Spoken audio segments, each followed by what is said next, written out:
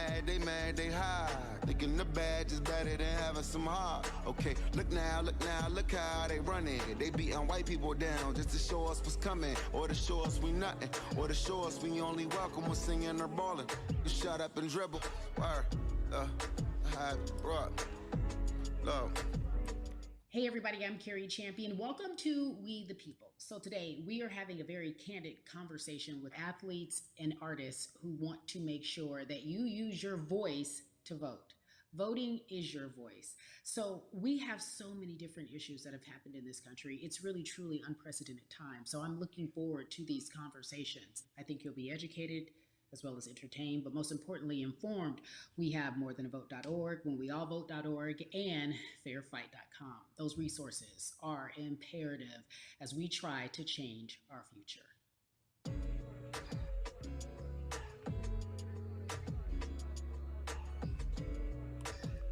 Yeah, la. There's no way that we can talk about hip hop or even the fact that we want to talk about activism, Black voter suppression, without bringing in this guy straight from Port Arthur, Texas. We are talking about Bumby. He is an activist, a scholar, and an all-around gentleman. Thank you so much for spending some time with us. Bun, I don't want to start heavy, but I guess I have to because that's where we are in the world today. It's heavy as hell. And when you think about what needs to happen in this country in terms of change, what's the first thing that you think of? Equality. That's pretty much the first thing that comes to mind, right? Black people need to be seen as equals in this world. You know, we had to fight just to be recognized as a full citizen in this country and not 3/5. The world is now seeing what we've known for so long in the culture and in the community. The one way that we can fight is obviously voting. Talk to me about what voting means to you. I hear people all the time talking about one vote doesn't matter and that voting doesn't make a difference. If that's true, why do they work so hard to suppress the Black vote? Because they understand the power of the vote. And so it's time that Black people collectively also understand the power of their vote. And not just on a national level, because a lot of times we only have this conversation every 4 years. People need to be very much involved in their local politics. They need to understand who their elected officials are, where they stand on issues that affect you. And you need to use your vote to either support the ones that care about you and your condition or to elect people who do. A newer initiative that we're dealing with is educating felons, right? So in the state of Texas, if you're a felon, right, if you've been to jail or to prison, but you're no longer on probation or parole, you have the right to register to vote. Another thing that was just brought to my attention, there's an initiative called Orange, which is happening not just in Houston, but all over the country. If you're in jail currently during pretrial, but you have not been convicted, like you're still in jail waiting for your day in court, you are still eligible to vote. And you said something so key. They work so hard to hope that we stay uninformed, but more importantly, to suppress the Black vote.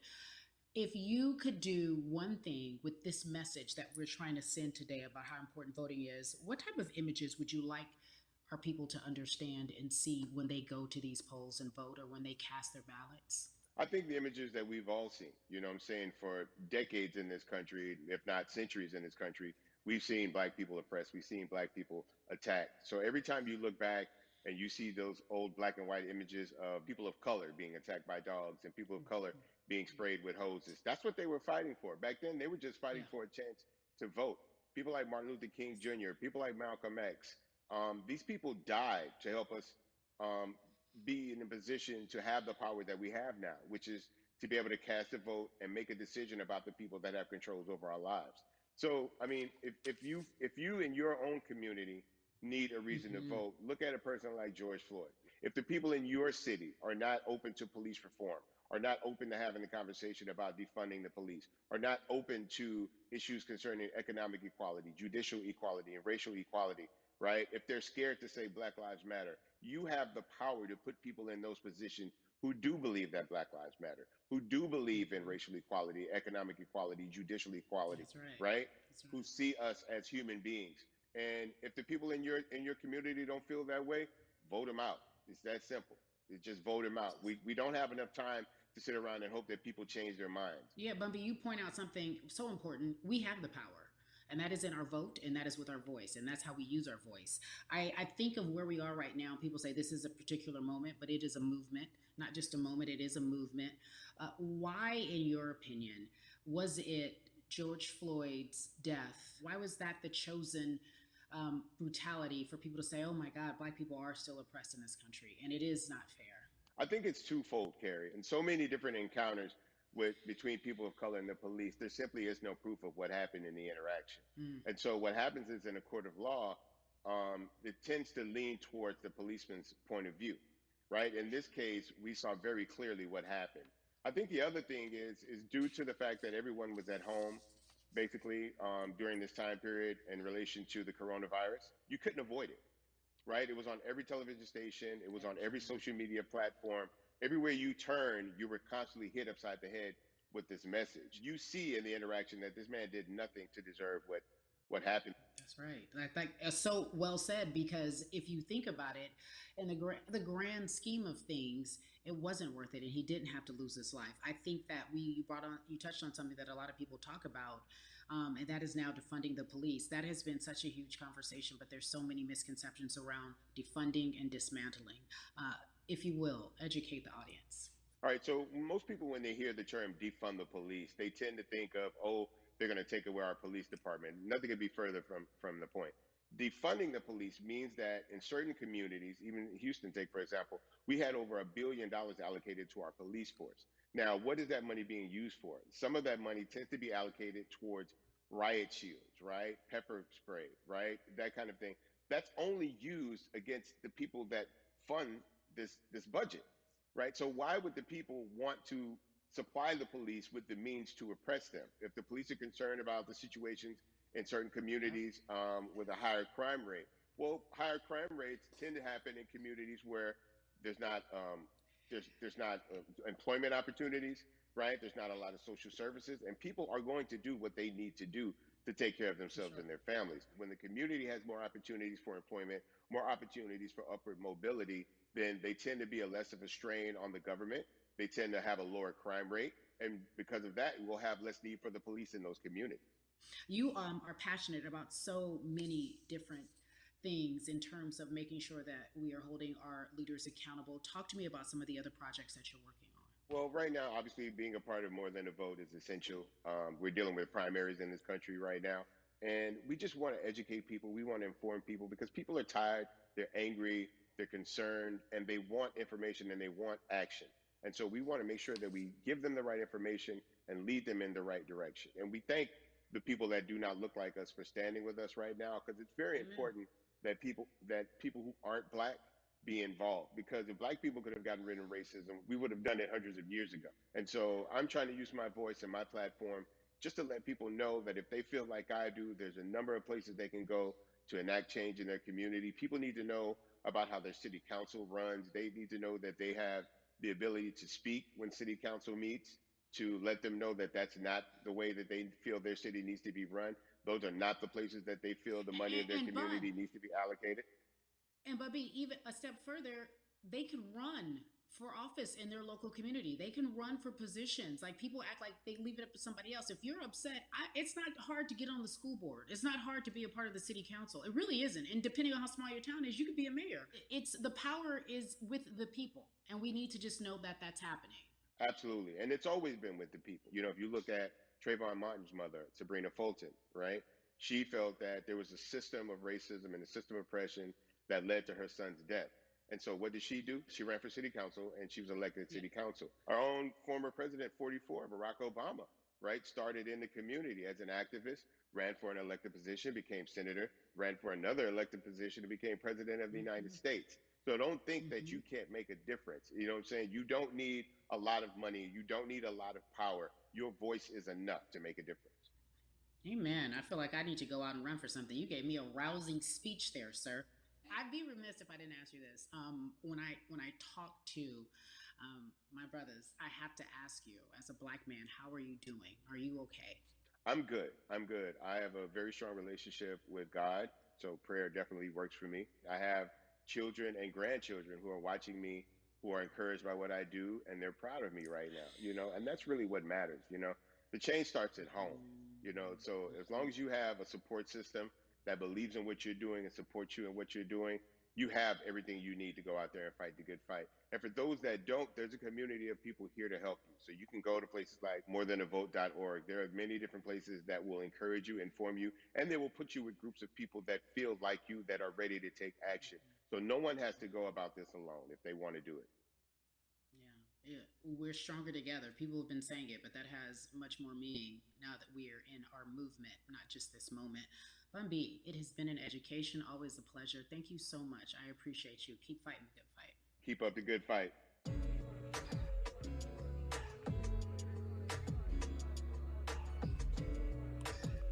Yeah, la la.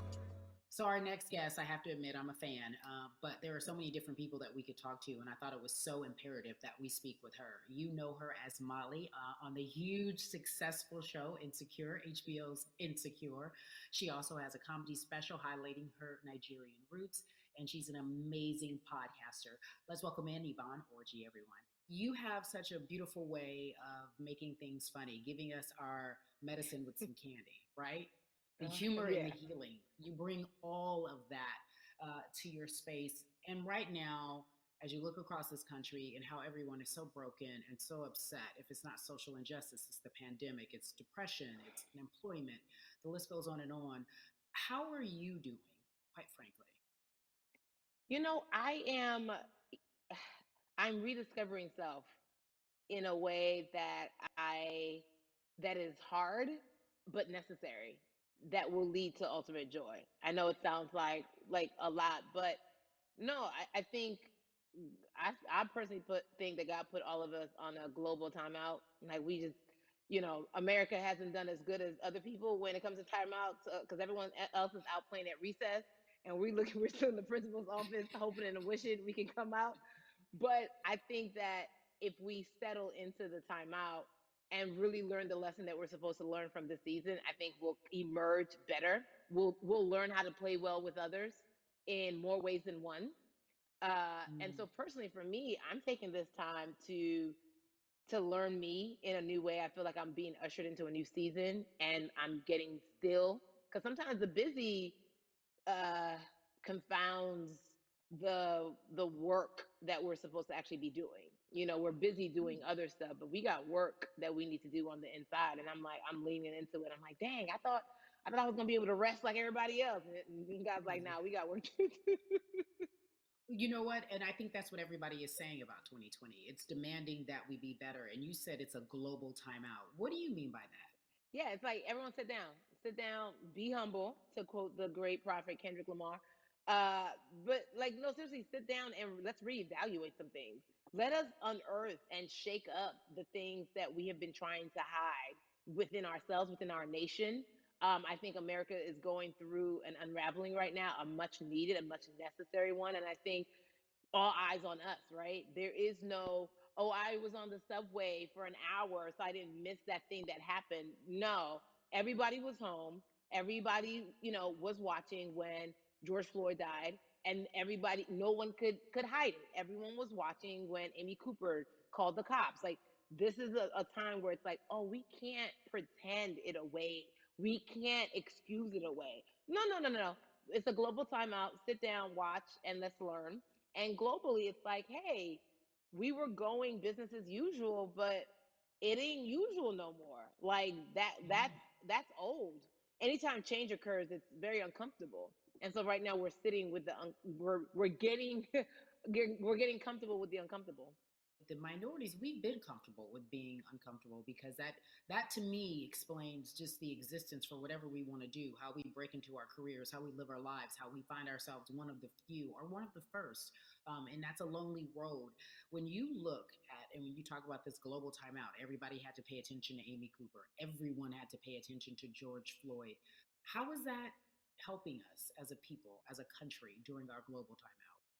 I think, well, one, we're not minorities, Carrie. You already know it. It's like these labels that they put on us. It's like the same way of saying like black on black violence. Also, there's no white on white violence. It's branding, Yeah, right? It's all branding. Yeah, you're right. You're It's right. like white people kill white people every single day. So no, there is no black on black violence. And if you say black on black violence, well then let's brand white on white violence. Like I watch Investigation Discovery. Ain't too many of us being featured. So, I just even like, but to answer your question, what does that do? I think what everyone expected is what has happened in the past when the world was still open, right? In that, okay, you had everyone from Trayvon Martin to Castillo to Sandra Bland. You had all of these lives lost, and Black people made some noise. We rioted, we got out in the streets, we started the Black Lives Matter movement, all of those things. And then white people kind of just like, oh, let's give them something. And then it's just like, is it over? It's like Oscar is so Black. Okay, good. We gave some Oscars. Are we good now? Like, are we even? And it's now it's just like, oh, no. This is not about like a band-aid. It's like, yo, we might have to amputate the leg a little bit, but it's all right because we're gonna by amputating the leg, we're gonna save the body. And so I think that's what's happening now. Like, America is realizing, like, oh, Black people aren't just making a little bit of noise. Like, the protests are still out. The conversations are still being had. The change is still being demanded. And I think they're seeing, oh, this is not going no way. And no, it's not, because we need systematic change. What a beautiful way to explore what is happening and describe our country. We might have to amputate the leg, but that's to save the body. That's what's happening right now. That's beautiful, Yvonne. And to that end, I have to ask you this, because the way that we do that, we use our voice. And our voice right now in this world, in this country, is our vote.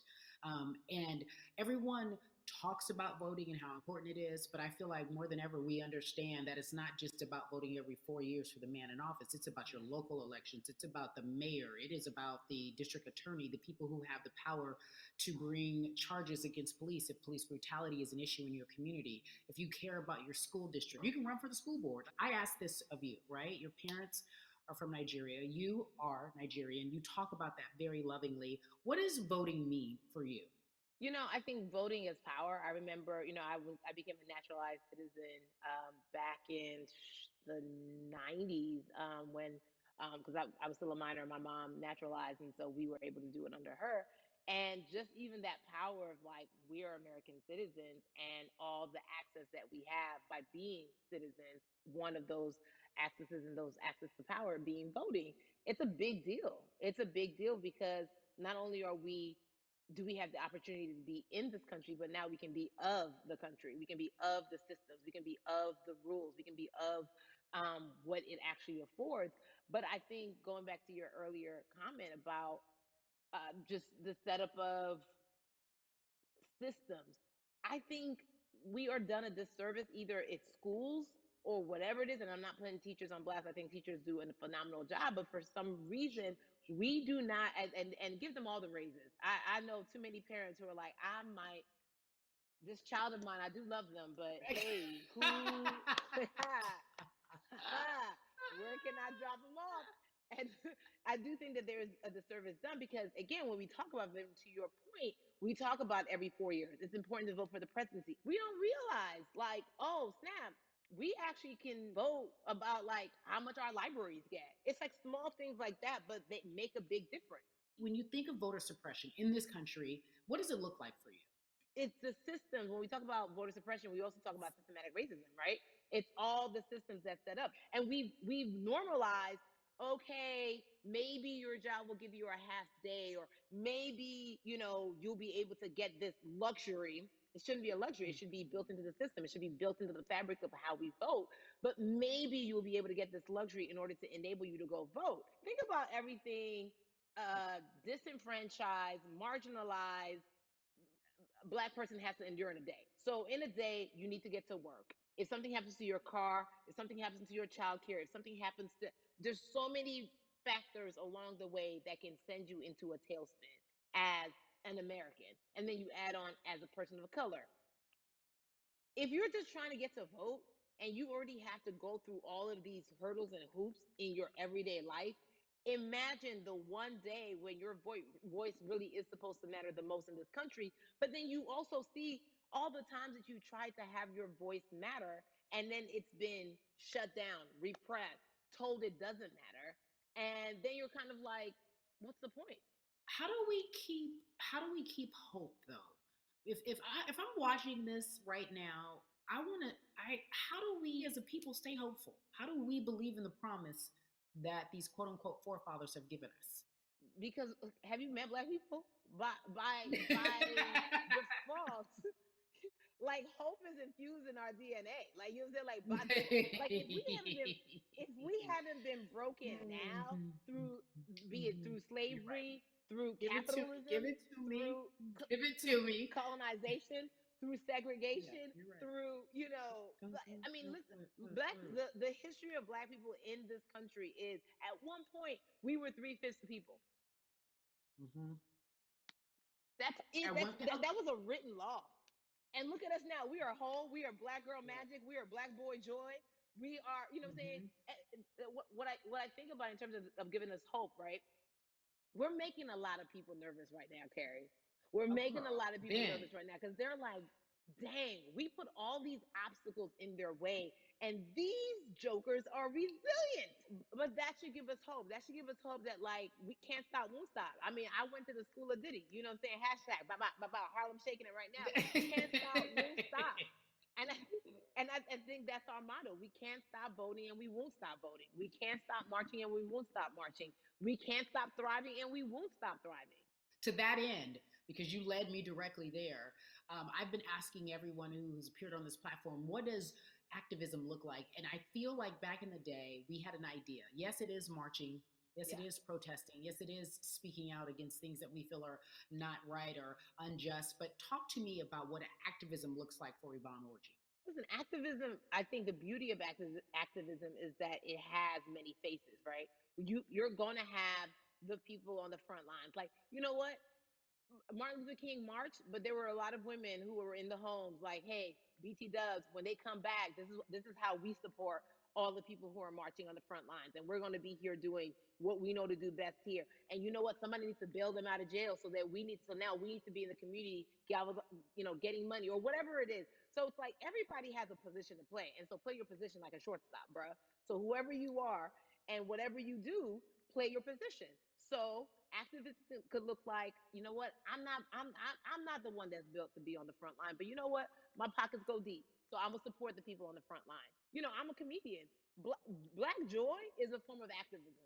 There's always a call for entertainers or celebrities that have the platform to do something. Why aren't you speaking out? I'm not a believer in thinking that it's mandatory. Like you said, everyone can be an activist and be activated in different ways. But talk to me about the connection. Talk to me about the marginalization in your world and how you feel like it even inspires you to say more and use your platform to do more. Beneath the surface of what we do, like Niecy Nash says, it's the the who, right? The who is the person who's going to be like, hey, let me call this out. Either blind racism in terms overt racism in terms of ways that we can be better, in terms of ways that we can actually be more uplifting to the community that you may not even realize that you're serving. Before I let you go, talk to me about the urgency, in your opinion, for people to vote, our people to get out and vote this coming election. Yeah, I mean, guys, guys, guys, if you think you're tired now, I'm telling you right now, we cannot take this sitting down. We can't take this jokingly. I understand that it may be hard to figure out who to vote for, but at the end of the day, we got to vote for our families. We got to vote for our legacies. We got to vote for continued progress. We have to vote for upward mobility. We have to vote for equality in a way that is long lasting. And if we succeeded before, we can do it again. You talk about the hope. This is the time. This is not the time to give up. This is not the time to pretend away that we haven't made progress. We have. There's still much more to be done. And you know what? We might have to get to a point where we pass the baton to our children and our children's children. But we still have work to do now for that generation. Von Orgy, you are everything. You are Molly, but you are not Molly. But I love you so much as Molly on HBO's Insecure. You are an amazing podcaster, Jesus and Jola. Shout out to Lovey. And then we also have movies. Like you, the world, you're a model, a cover model. Also, wait, don't let me forget your hugely successful stand-up comedy special on HBO. Girl, you doing it all. And I am so grateful. You're truly the dream, not just the American dream. You're the black girl, brown girl, do it all dream, the immigrant dream, everything. You're a beautiful, beautiful soul. I really, really mean that from the bottom of my heart. Yvonne Orgy, ladies and gentlemen, nothing but the best and excellence personified. Thank you so much, my friend. I love you so much, Mama. Mwah.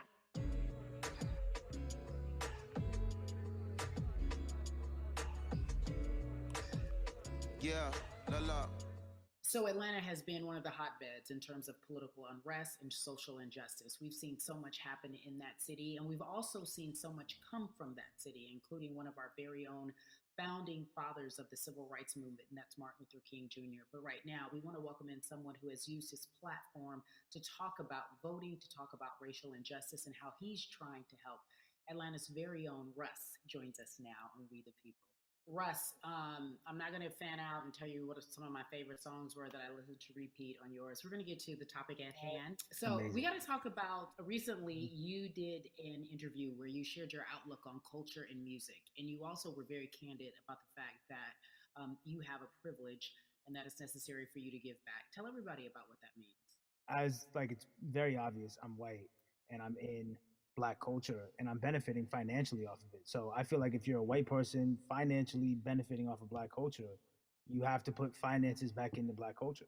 It's just that simple. The screenshots with your feelings, it just comes off like fake empathy because it comes off very dismissive and very oh, that sucks for y'all, but anyway, back to what I was doing.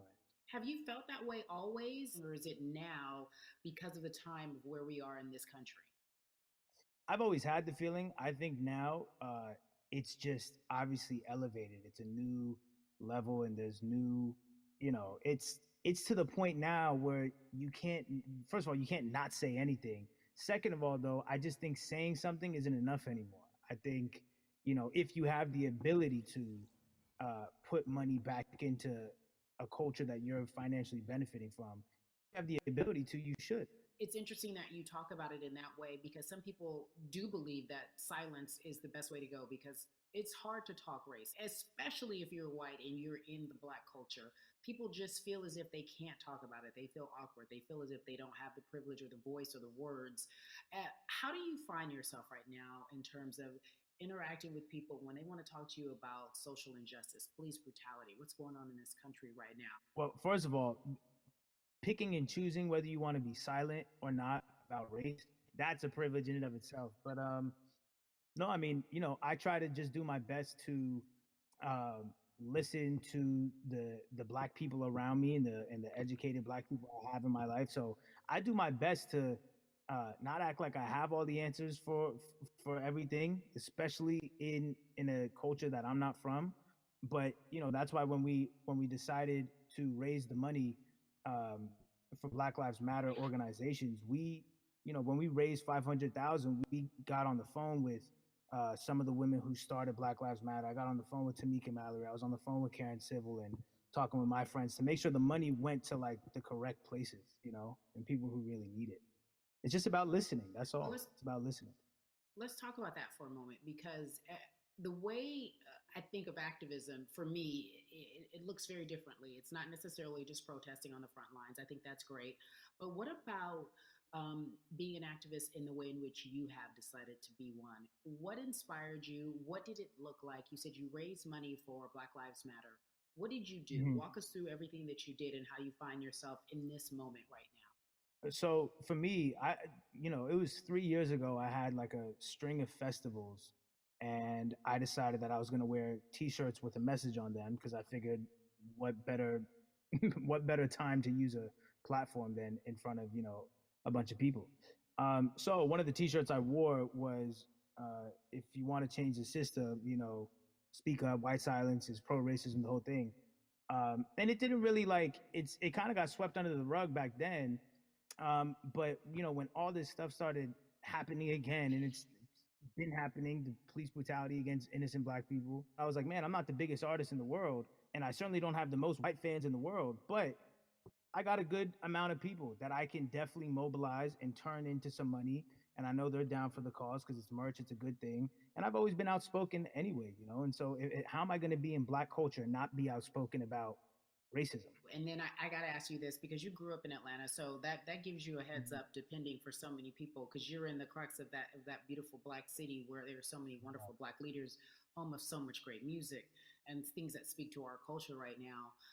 And we are really, really getting our word out, especially with this platform today, and saying that we must use our voice to vote. Talk to me about what the importance of voting for you in this upcoming election. Yeah, so full transparency, I had never voted before, ever. And because, I was one of those people who was like, my vote doesn't matter. And, I don't know, maybe it's because I was younger, maybe it's because I really thought that, or I don't know, but I just think that it's got to, now this is a bit of a privilege to say it's got to a breaking point for me, because obviously it's been past the breaking point for Black people. But I think that as a whole, the young people need to get out and vote, because we're the ones that never show up. You know what I mean?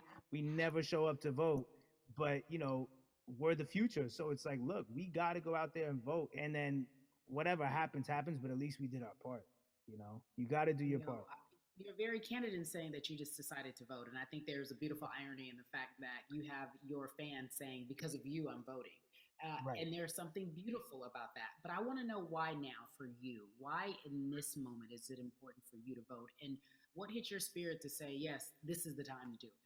Honestly, because I think that George Floyd really woke up a lot of people who, including myself, who I was vocal and outspoken about racism. I put it in my lyrics. I put it on T-shirts. I would talk about it in interviews. Like, I was vocal about it. But that video in that moment, I think me, along with a lot of other people, just kind of was like, all right, like, words are simply not enough anymore. We got to do something, whether it's raising money, whether it's voting, or all the above. Like, we got to do something, and I'm ashamed that it took that for me to be like, I need to raise money and I need to vote.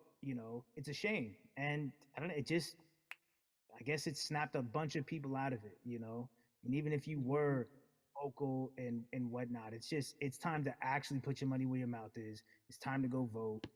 It's time to just stop talking about it and be about it, and it's been time for that. But like I said, I'm ashamed that it took me this long to actually really, really be about it, but I'm here now. So Russ, we all know that this is going to be your first time voting. Tell me what that experience is going to be like for you in terms of what you're excited about. I think what it's going to do for me. It's going to let me know that I'm contributing to something bigger than myself, and I'm actually putting my money where my mouth is, and I'm being about it. Because for so long, and I know I'm not alone with this, but standing on the outside and just screaming about this and that and this should change, and it's like, all right, but did you vote?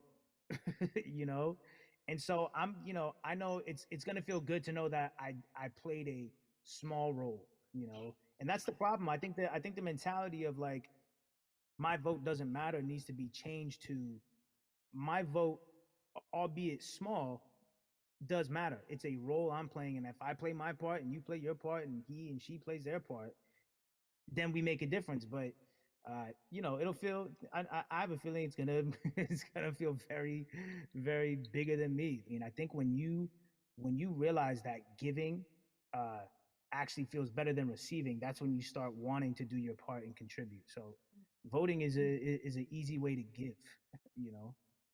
Yeah. To whom much is given, much is required, and you have been given a huge platform, and we are so grateful for you, Russ.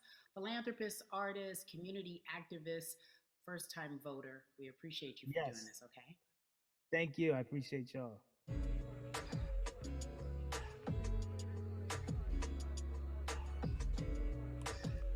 Yeah, la la. So, cities like Atlanta and Chicago have been at the forefront of the discussions, especially now in this country when we're talking about COVID 19 and systemic racism, as well as police brutality and what we can do in this country. Again, we're continuing our conversation, letting you know that your voice is your vote and your vote is your voice. We can change where we are in this country. Currently, I'd like to welcome in Chicago Cubs right fielder Jason Hayward. I appreciate you.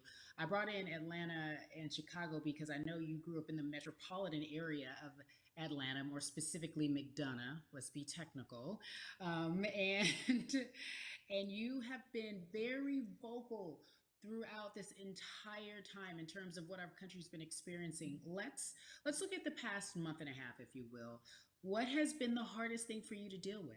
The hardest thing for me to deal with, Carrie, this last month has just been going from the virus shutting everything down to us being called to action. We've had multiple police brutality situations. We've had people protesting, wanting to get the message out. But I really realized that I need to be a part of the positive message and make sure that doesn't get lost in all the chaos going on, for people to actually hear from a reasonable, respectable person who cares about everyone involved. A reasonable, respectable person who cares about everyone involved, which leads us to more than a vote. It is a beautiful collective of Black athletes and artists. You are a part of that. Talk to me about why that's important for you right now on this be a part of that collective. To me personally, it's important to be a part of that because I've somewhat used baseball and my craft as an excuse to not get more involved in voting. But I can't any longer use baseball and work as an excuse not to get educated, and not also to show people like at any moment in time, any walk of life, we can make a difference. So tell me in your words, what does activism look like for you? In my words, it looks like LeBron James, the biggest athlete right now on the planet, speaking up and breaking the ice for everyone. But I think for the first time, people see and hear from us. So now we have white teammates, we have other people speaking up and realizing, okay, like this is how we go about doing this.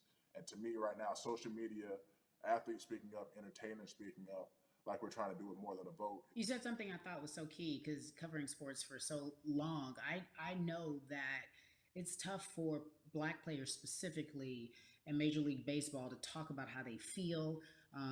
Adam Jones did it in a very eloquent way early on, but there are very few that are vocal. You said you all were afraid. Why use that word and why were you afraid? You was afraid because in 2019, there were 68 of us total.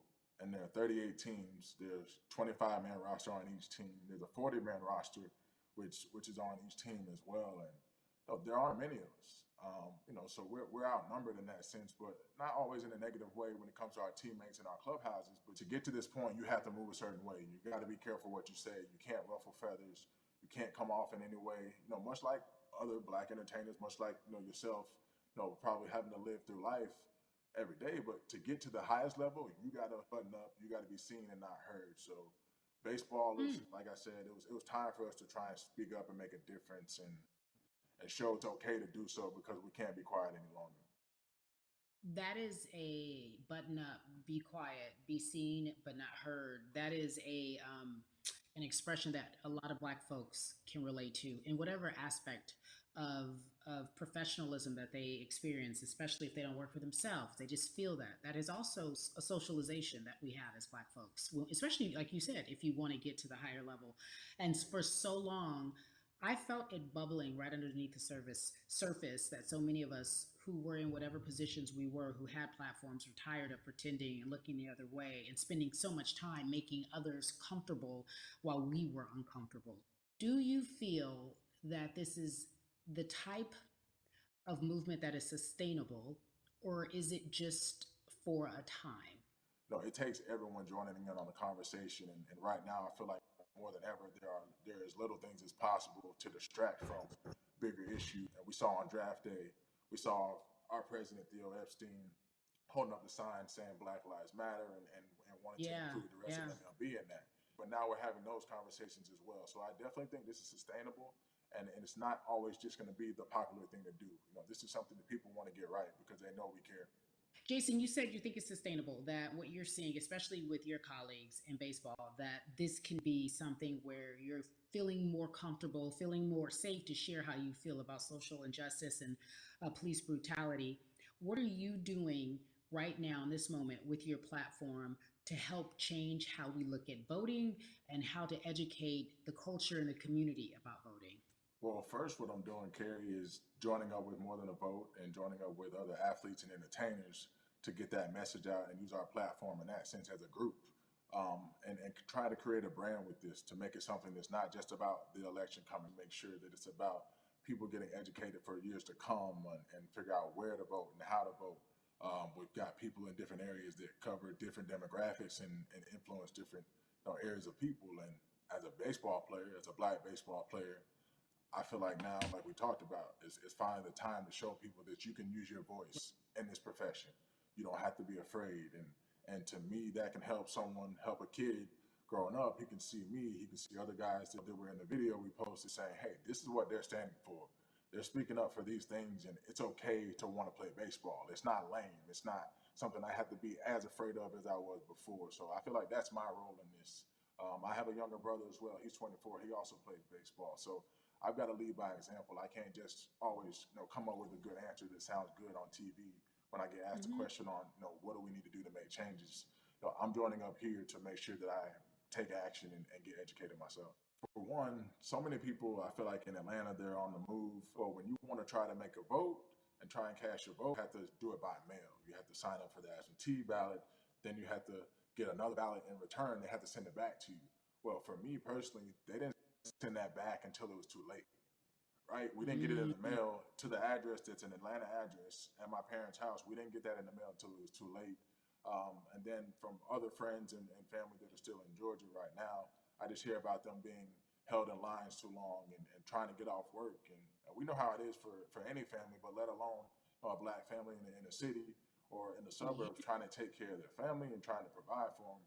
You try to get off work, and then you're like, wait a minute. You start looking at the clock. It's like, oh, this is not going to happen today, right?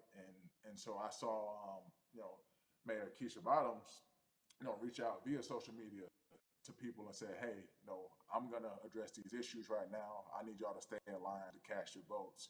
Keep hanging in there. So to me in Georgia, that's what that looks like.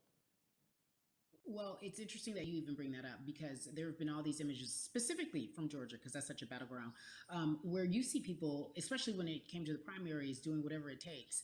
And this is real life voter suppression that you're talking about. It's been happening for decades. It's not fake. What you're saying, these examples of sending you your ballot too late after the fact or shutting down the polls at 6 o'clock while people still are in line, that's a real life issue. There needs to be some type of change. And I think that what we're doing right now is fair.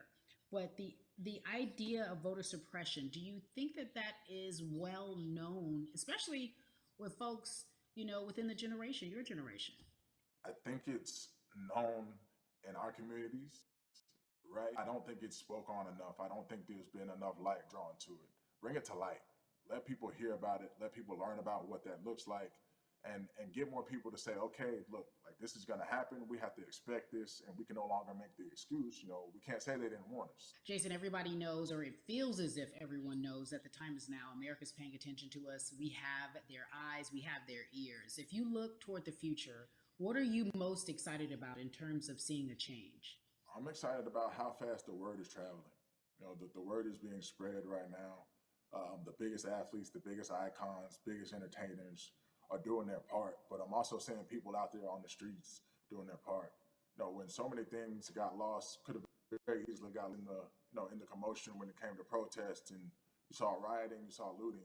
People still stood their ground, and people still went out there and said, look, we're doing this for the right reasons. We're going to come together. We're going to use drones. We're going to use social medias. I feel like this is a new wave of getting things done the right way and just spreading the message.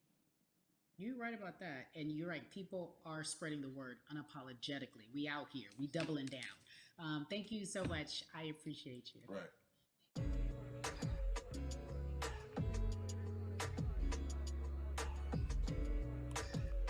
Yeah, la la.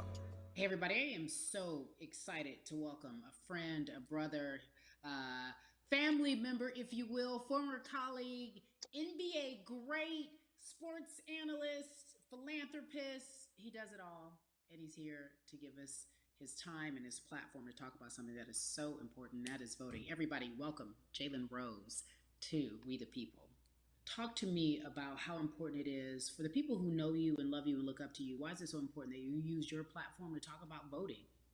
Initially, we have to get past the stigma of the mental systemic racism that comes with the presidential race, governors, mayors, senators, judges. We've been conditioned to believe that our vote does not matter. So usually when we looked up at all of those races and people that were running, not only did they not look like us, we didn't believe they were there to represent our best interests. So therefore, as a collective, we didn't mobilize until Barack Obama, and we felt a sense of hope that finally our country is going to do something that we felt would never happen in our lifetime. And I remember being at the inauguration in 2008. I made sure I was there. And we voted.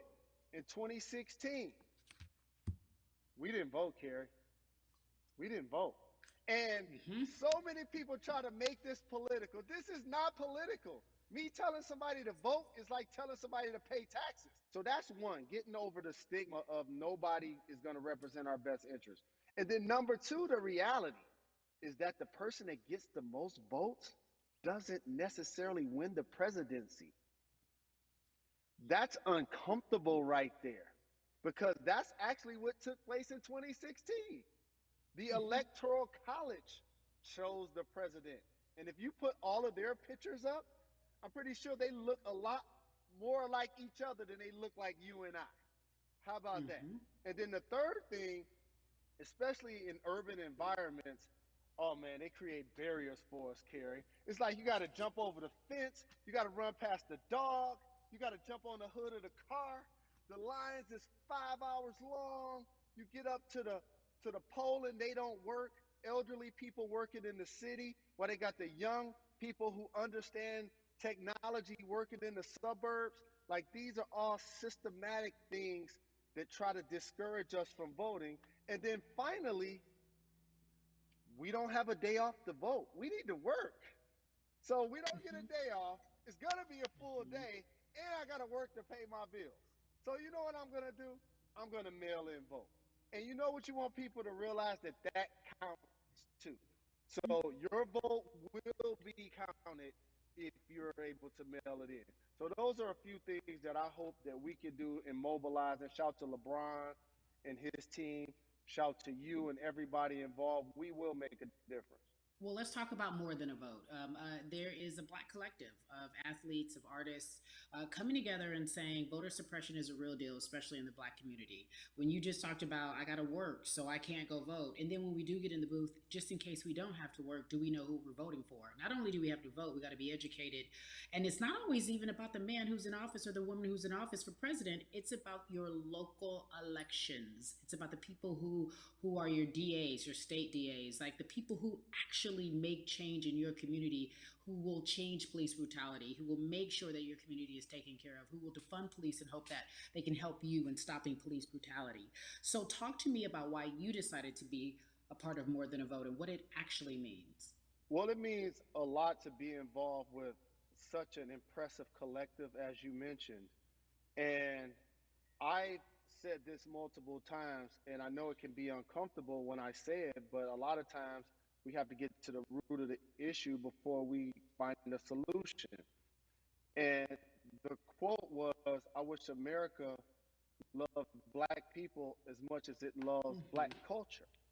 And this collective, by the way, represents in a lot of ways what's encouraging, but also sometimes disappointing about our role as Black people in America.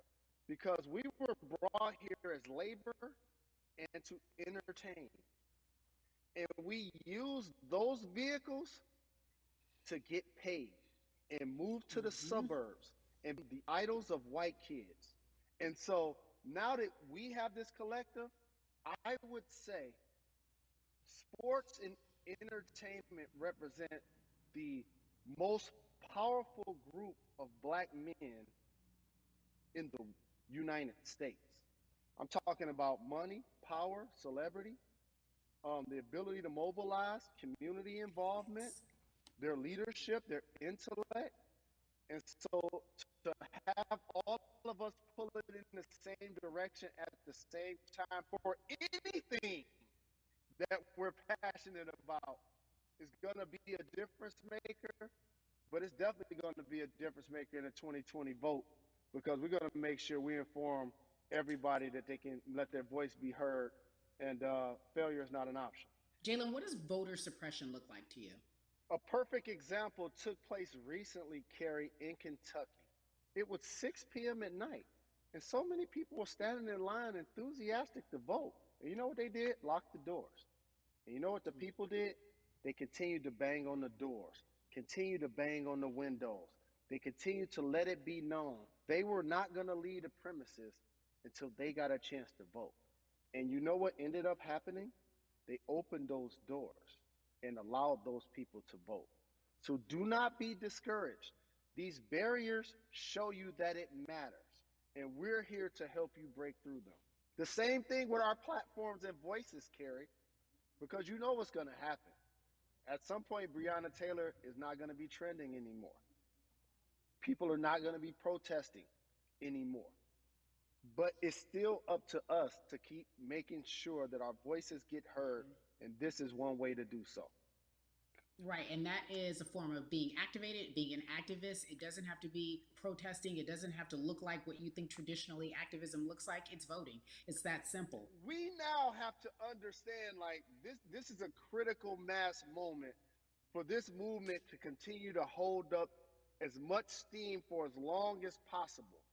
And that's what this collection is going to hopefully allow for that situation to happen. Jalen, in today's age of technology, it should be easier to vote. No doubt. It's like we call these devices smartphones, but yet I can't vote from it. All of the things that we do in our lives are in our phones. All of these barriers are things that people will need to overcome in order to create a level of enthusiasm to vote. And again, this is not political. It's your right to do so. And there's so many times where you feel like somebody may have gotten done unjustly in your community.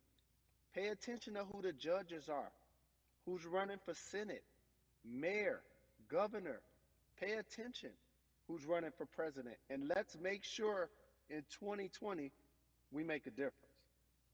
Why is more than a vote so important and invaluable in our community right now? Well, because right now, I think we have an opportunity to let our voices be heard louder than ever. Anytime you see the mobilization of white kids holding Black Lives Matter signs, that means there's a breakthrough.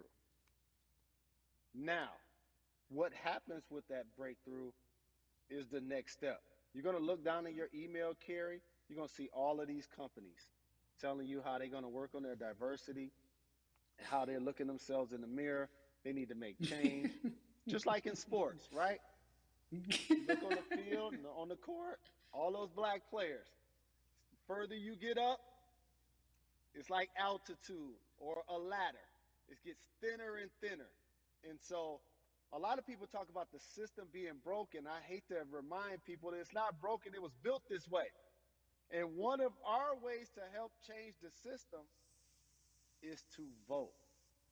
So that's why more than a vote is so very important, so we can make sure everybody participates and gives themselves an opportunity to let their voice be heard. I think it's interesting because you talked about Black men being very powerful in the U.S. if they're athletes and entertainers, because for so long those have been the only avenues traditionally to create wealth.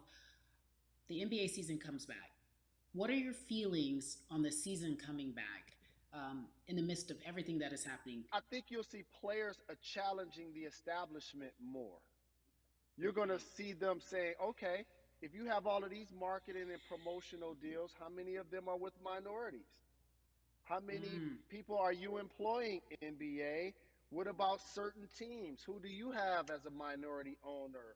Or what about the candidates that you have for positions of power? NBA players have proven as blacks that they are now movers and shakers in the game. They're now the dog, not the tail. So if they decide not to play, some of the biggest social changes and conversations have taken place in sports that weren't during the game. Colin Kaepernick was before the game. The Ali Summit was a press conference. So they could mobilize if they chose to. But when and if you do play, challenge the league. Black Lives Matter on the jerseys. Continue to make sure that every time people are watching the game, they're also seeing the movement happen. Jalen, I appreciate you because you are always entertaining and informative at once. I really, truly am looking forward to the NBA season. Thank you for working with More Than a Vote because your voice, your platform, all of it is needed, my friend. Be safe, okay? Yes, ma'am. I love and appreciate you. One call away always. Thank you. Love you, brother. Love you too. Every conversation that we had today, I hope was helpful for you. I am so grateful to everyone who came on with me to talk about what's going on in our culture and how we need to change. Huge shout out to Jalen Rose, Bun B, Jason Hayward, Yvonne Orgy, and Russ. Their words were inspiring, but also important and invaluable. I hope your phone is full with all the information that we've been able to place in front of you. Again, you need to check out these resources because they are so important because we want you to vote. That is your voice. It is important. We, the people, want you to vote. So go to morethanavote.org, fairfight.com, and whenweallvote.org.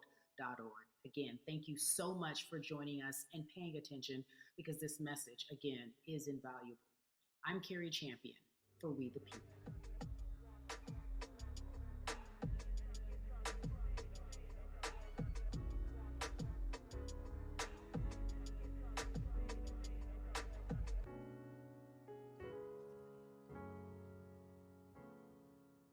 La puissance, gros c'est la puissance, c'est la puissance, la puissance, gros c'est la puissance, c'est la puissance, la puissance, gros c'est la puissance, c'est la puissance, la puissance, gros c'est la puissance, c'est la puissance.